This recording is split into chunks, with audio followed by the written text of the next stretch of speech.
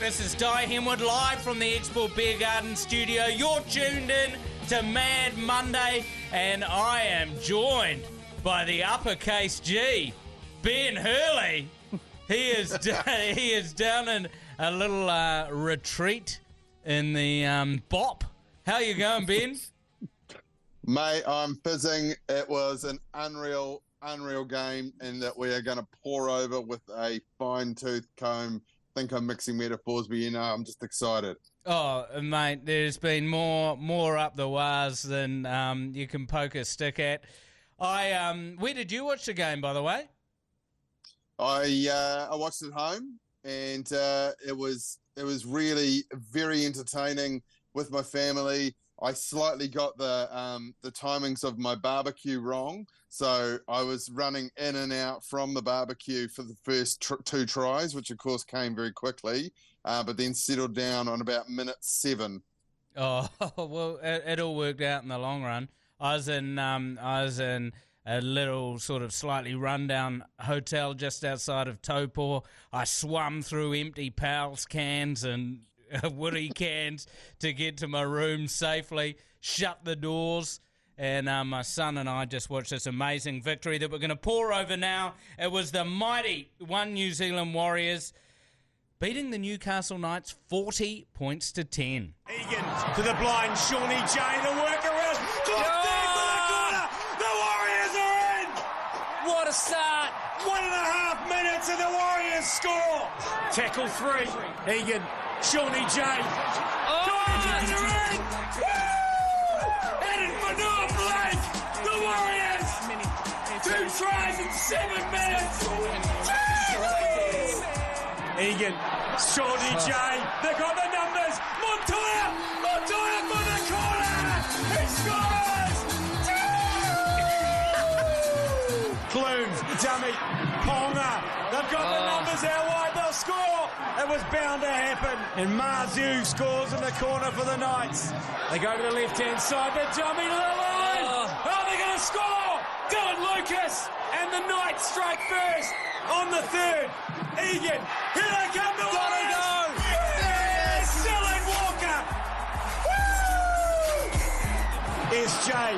Klitschans. Here he comes. DWZ back inside. Rocco Berry. Oh, Rocco Berry. He's got it. Rocco Berry. SJ. Here it comes. DWZ. Woo! DWZ. But to Matty Martin and the Warriors. They've got 6 more. They score. He's done it. Woo! Matty Sheridan. They can stick their 10-game winning streak and shove it. 15 seconds left, and Go Hard Media Stadium is about to go apeshit. Here we go. Here we go, New Zealand. The One New Zealand Warriors are in the semi-finals. They've dispatched the Knights and dispatched them with ease. Oh, what a combo. Mike Lane and Tony Lyle combined with an early 2000s DJ sent the Warriors home. They're in the preliminary final. Ben, I have to say, I was pretty nervous going into this game. I actually had this nagging feeling that this was going to be very close. It might even be a punishing loss in front of a full stadium. But that was put to bed very quickly with the amazing stat that Newcastle had 2 sets in 15 minutes and hadn't completed either of them, mate. Yeah, look, a couple of points. We'll start macro and get micro here, but I would say that that's the best all-round Warriors performance I have seen from them all year and probably in years. So that's point one. And I mean, that's not that crucial. But also the other point is the Knights were awful. They were just dreadful. They dropped the ball, third tackle, and that just would kind of set up their night. They, so to speak, they were they were like we were the week before against the Panthers. They looked completely outclassed and nothing was clicking for them. Oh, you're so true. The Knights, if they wanted to win this game, they'd just come off playing 90 minutes. They had played an extra point game the game before against Canberra. Hearing ex-players talk about extra time, that last 10 minutes is so different to the rest of the game. It's full intensity. So they left it all on the park last week. For them to win this game, they needed to take the crowd out of the equation. The only way to do that was to score early, to really go about their systems and be the best team on the park. And when Greg Marju dropped that ball early and then that just beautiful shape that I've heard described, and it's so true, the Warriors, when they go right through Shaun Johnson, it's almost like when 100-metre runners go round a corner. When the 500 metres go around the corner. They fan out, then they come in really tight around the corner, then like accordion out again. And there's so many lead runners, you don't know who's going to get the ball. You don't know whether it's going to be Jackson Ford or Murata Niokore, or in this case it was Chance. Our attack was firing. What was so amazing, Shaun Johnson didn't run the ball, but he had a 10 out of 10 game. His pass selection, and he just created a little cage for Marju in the corner that he just kept kicking into. And when you looked at that, how many metres happen after 5 tackles, the Knights were always like 20 or 30 metres, and we were 50 or 60. It was a clinical game. You're so right, it was the best game we'd seen. The Knights, they did get some momentum at the back of that second half. They just had set after set.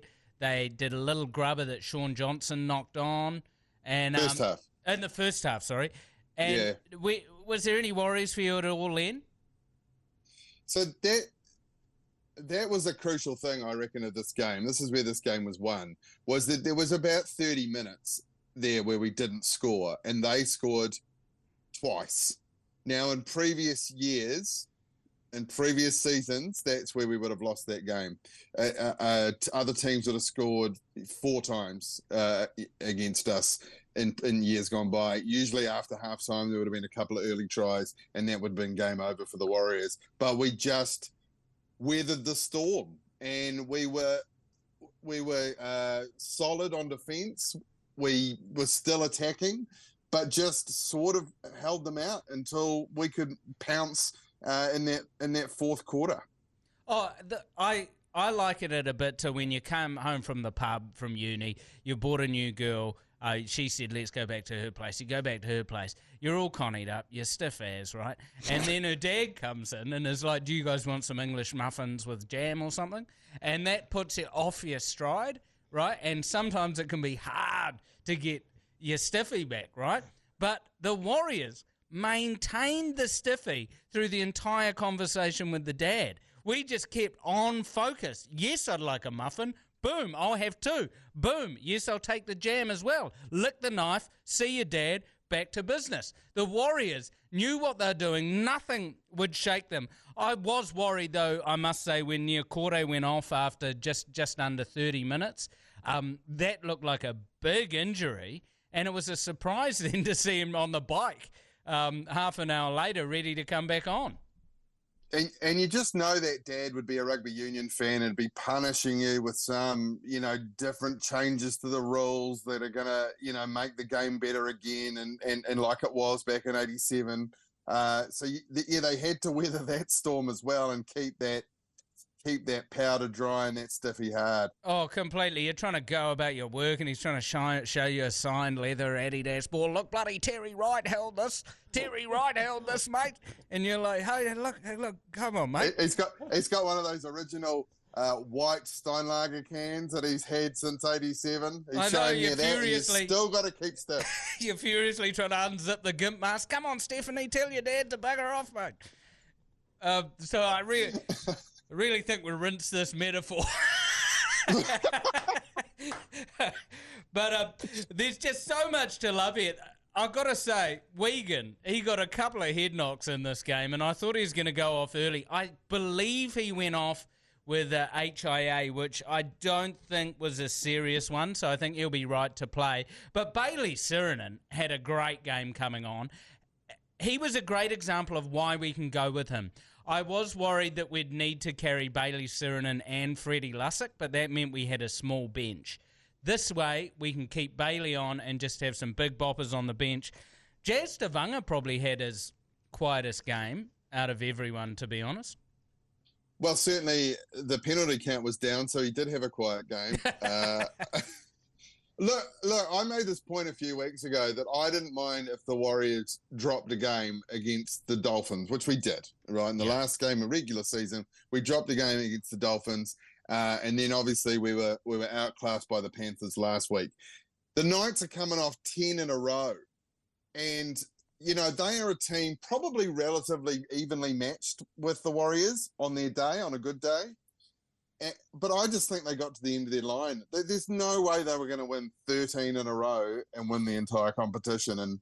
And I think, the fact that we dropped a game or two that didn't really have great consequence actually worked in our favour in terms of just pure stats, just pure numbers that it's difficult to win 13 NRL games in a row. And if you put context around dropping those games, we dropped those games because we rested a majority of our players.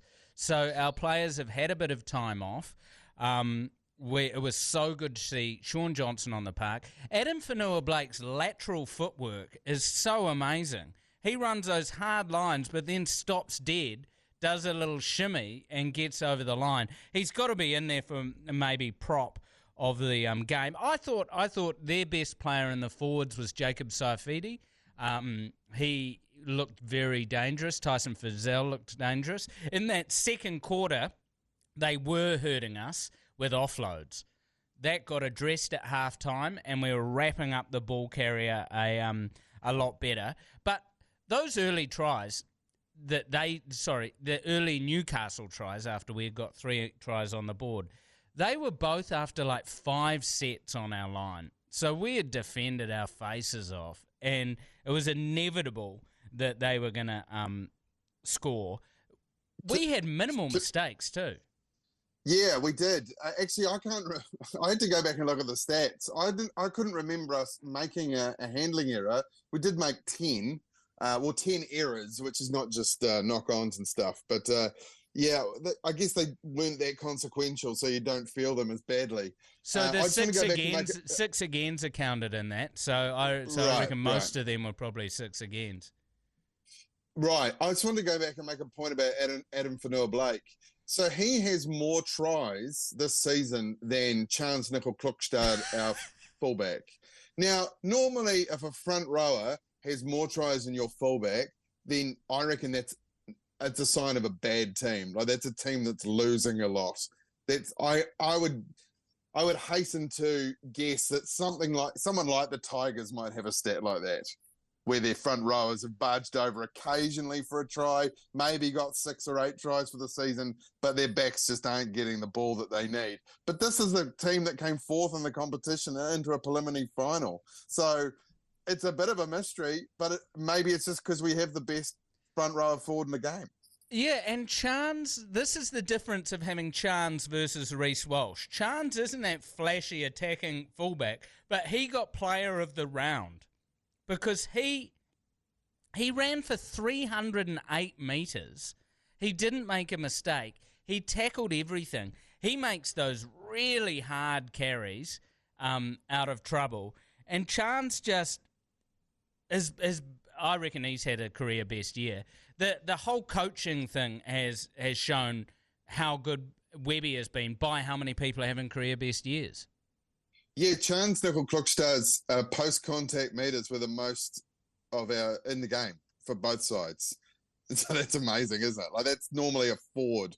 Like actually, normally that would be Adam Whenua-Blake would take that stat, but it was him in that game. Yeah, looking at the post-contact meters, just before full time, the Warriors had 520 post-contact meters and Knights had 300. So we were beating them handsomely there. And what made me very happy was Sean went off. It's quite weird watching someone have a lap of honour while the game's still going. He did his lap of honour. Dylan Walker stepped into the halves, and he put up one of the biggest bombs I've ever seen that Ponga dropped that then led to the Ciro try. It was nice to see us be able to change up the halves on the fly and see that Dylan Walker can hold his own there, and not just as a playmaker, as a kicker. And how good was his try as well? Just it bunts off 3 players and the goalpost. Just there's a dent in that goalpost today at Mount Smart Stadium. You know there is, because he hit it hard. I've never seen someone use a goalpost better, because he used it to take out himself and 2 defenders. So everything about this game, for everyone who was out there, a big shout out to the guy who had the sign Tahirua Tohua, which Warriors fans, be super proud of your signs. You're really delivering. Yeah, we are the best sign-based team. Sean Johnson said he didn't want to see too many more Johnson-based signs, but there were heaps, so they haven't listened. It's all very much a tribute to the great man, the great Sean Johnson, the freshly Sean Johnson. I just want to make another point about our try scorers. I think we got 7 tries, but so many of them were fan favourites, and so many of them were like sort of cult heroes as well. People like Rocco Berry, who isn't a flashy centre, but his try was my favourite probably. He was an absolute beast to get to the line. There was no question around that grounding either. And I love that try, because that showed how much we wanted the win. He fought through people, then somehow kept it off the ground for a whole metre, then just plonked it down. It never looked in doubt. All your Bailey Ciro scored. Sirinen deserved that.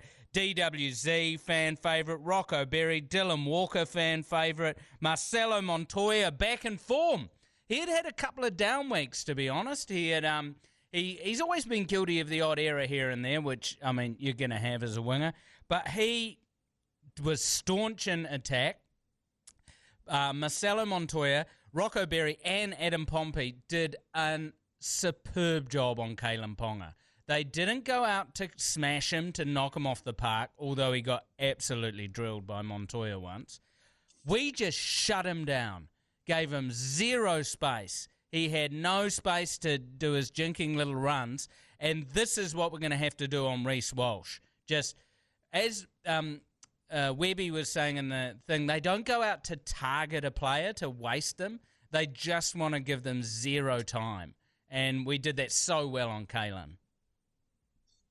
Yeah, I mean, we'll get on to the preview against the Broncos soon, but it is a whole different beast, the Broncos, because the Knights are essentially a one-player team. If Ponga has a blinder, then they win, and he didn't have a blinder, and maybe that was due to us, maybe that was due to him, maybe it was a combination of the two. But the Broncos have talent across the park.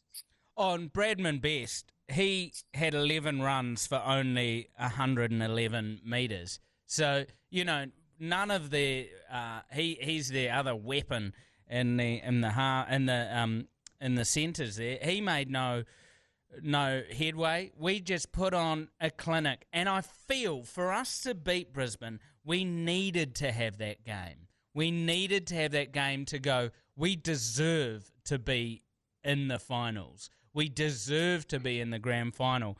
And that display showed why, and bring on the weekend. It's going to be epic.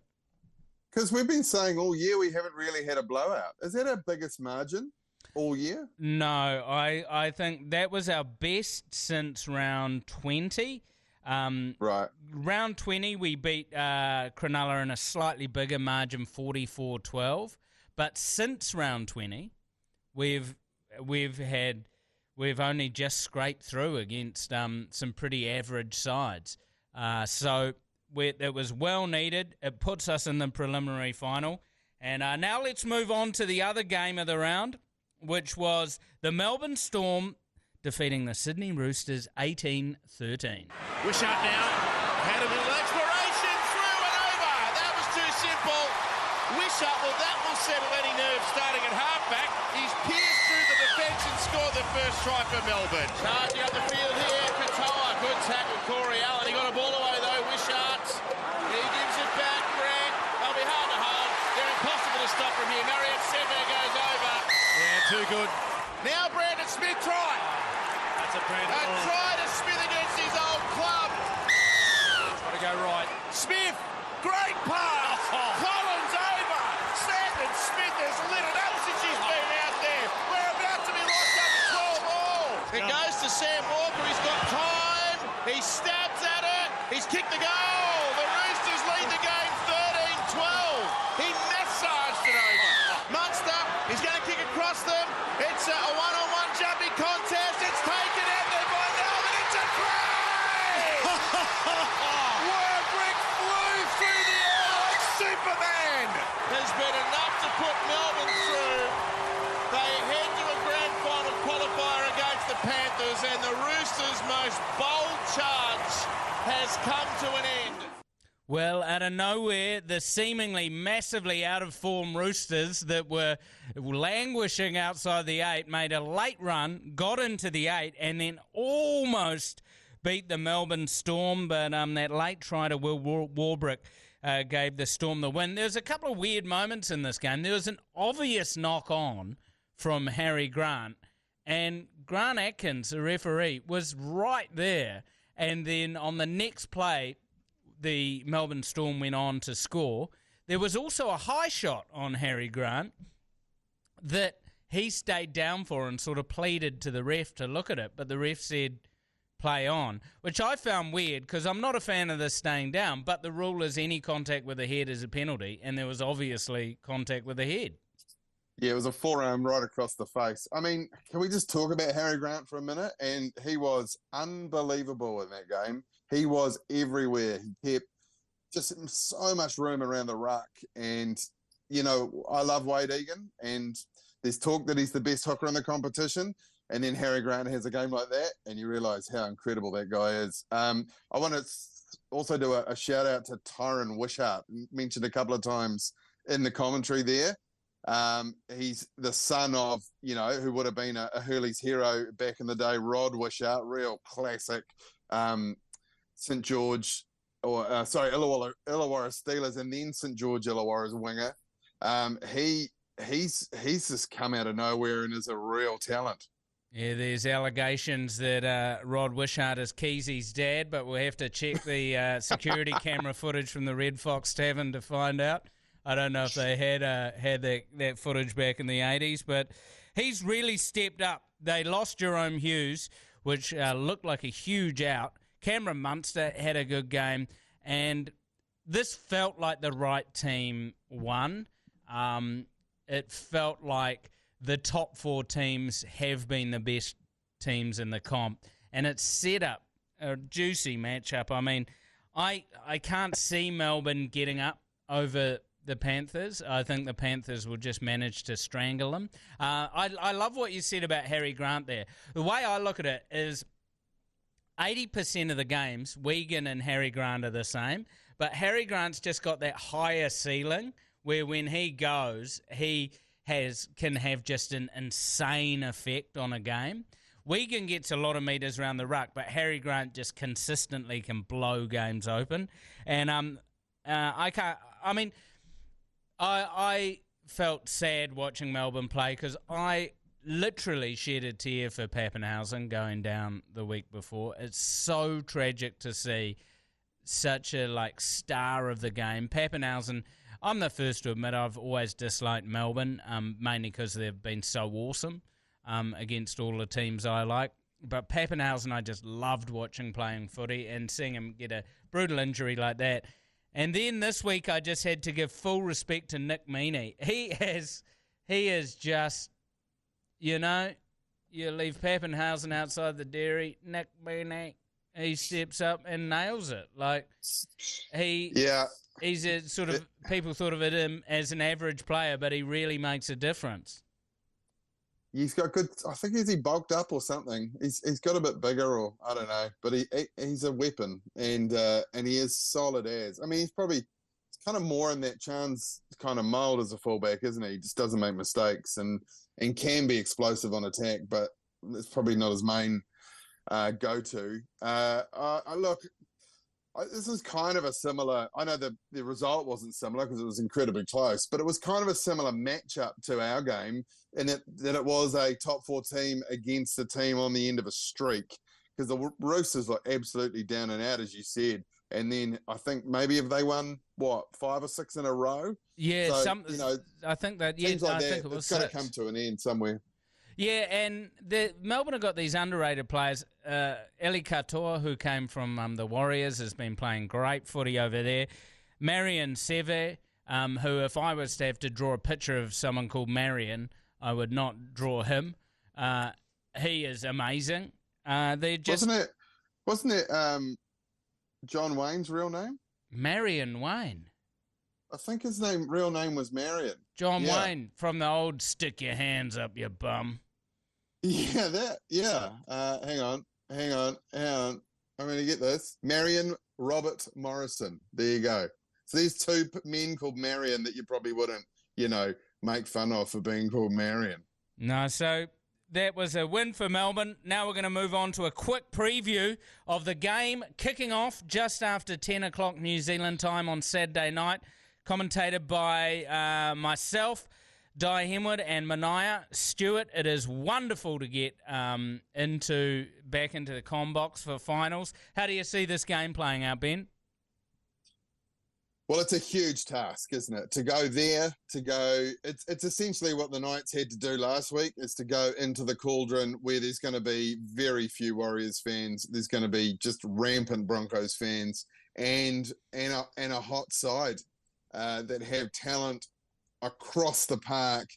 I think if we played like we did this week, then it'll be close. And, as we say on this podcast, it's a very small margin between Chahu and Boohoo in the NRL. And it just might be a little moment here or there that'll tip it either our way or theirs. I hope I'm not reading the recap of the Warriors season from Chahu to Boohoo written by Ben Hurley. But look, Southeast Queensland has a lot of Warriors fans. Pretty much did you see Sean Johnson's quote that half a dozen of the Knights players came up to him and set up the wars after the game, and that they want the Warriors to win the GF? I think there's the vibe around Australia is that. I think there'll be a lot of Warriors supporters at Brisbane. It's a juicy matchup. Your Pat Carrigans against Adam Fanua-Blakes, Reece Walsh on Chance Nickel-Klukstad, Sean Johnson, Adam Reynolds.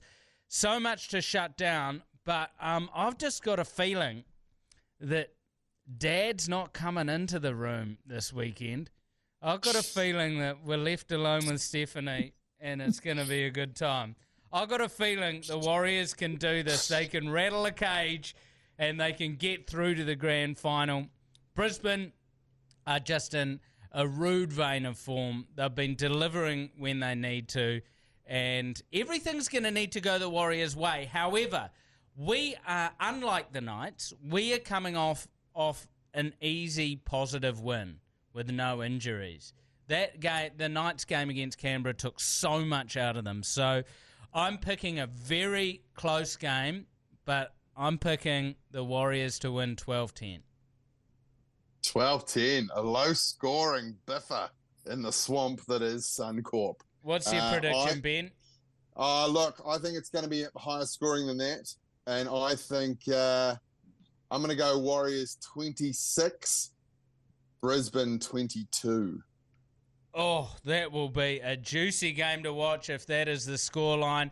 Don't forget to tune into the ACC just before 10 o'clock on Saturday night. We'll be live from the Export Beer Garden studio delivering all the justice. Now, before we say mate wa, sayonara, before I get in my Mazda Rererangi and drive off into the sky, it's time for Dai Henwood's Off the Back Fence. Oh, a long kickoff. The offload to Henwood, and he's got the back fence. Boom time. Oh, he's not carrying a ball this time. He's coming off the back fence. He's just carrying a piece of pigskin full with arahanui for all the Warriors players. I want to take you through number 10, Mitch Barnett. You little albino psycho. I just want to lick your non-existent eyebrows off your face. You're so beautiful. Wigan, whatever your name is, I want to kiss the concussion away, baby. Adam Fanua Blake. Oh, I just want to climb you like the mighty Tane Mahuta that you are. Marata Niokore. Oh, I wish I could just be one of your tattoos on that beautiful bicep. Jackson Ford. Oh, you dead set psychopath. I tell you, if I was being kicked out of a bar by an Israeli pimp, I'd want you to come and save my bacon, brother. And Tohu Harris. Oh, you look like a beautiful Stephen Adams. You may be strapped up with 3M tape, but you deliver the justice every single week. Sean Johnson. What is there to say, baby? You don't need to run. You can just pass us to a win, let alone kick that ball off your beautiful feet. I want to suck your toes. To Marty Martin, one of the beautifulest humans in the world. You've slotted back into the team and delivered the justice every single minute of the full 80. Adam Pompey, bring it back, Adam. People gave you grief, but you cemented your spot in the side this year. Rocco Safridi, straight from hardcore porn into the centres of the Warriors. You, my friend, have shown that you are the player that we need. Tackling yourself to a standstill every single week. And on the wings, DWZ. Oh, I hear you. Teaming up with your brother Malachi to release your own hair care product range. Well, hey, put that in the top drawer and focus on winning the grand final, because you're going to need yourself and Marcelo Montoya. Oh, you mess with my family, I'll score a try up your bumhole, mate. This is why I love you. You delivered when it matters. Those wingers, but don't forget the man at the back. CNK, Chance, Nickel, Kluksta. Oh, you're solid as a rock. I just want you as my kitchen island, so I can just chop my cucumbers up on your beautiful back, so I can just really go to town fermenting my sauerkraut on your amazing thighs. You're absolutely beautiful. Let's not forget the Bald Brothers, Jazz, Tavanga, there's no end but you say it with one brother, and Dylan Walker, a man who can slot into the halves but delivers the fast lines whenever you need it. Plus you got Bailey Sirinen, and let's not forget Josh Curran, the indigenous headgear, the flowing locks, the finger bones sticking out of your flesh. Oh, you got taped up, but you're going to be back on the park next week. The Warriors are heading to the preliminary final. We're going to send them home on the ACC. Chahoo! And there we have Off the Back Fence from Dai Henwood. You should do the team list like that. Like they should get you to do it every Tuesday. Oh, I think I had a brain aneurysm doing that, but we got through it. This has been the ACC's Mad Monday. I tell you, we're brought to you by 4 and 20 Pies. Plus, you've got Ben Hurley. You've heard Dai Henwood. This weekend it's going to be Mania and Dai on the comms. Until then, up the wires, and we'll see you soon, Ben. Up the Chahoo wires.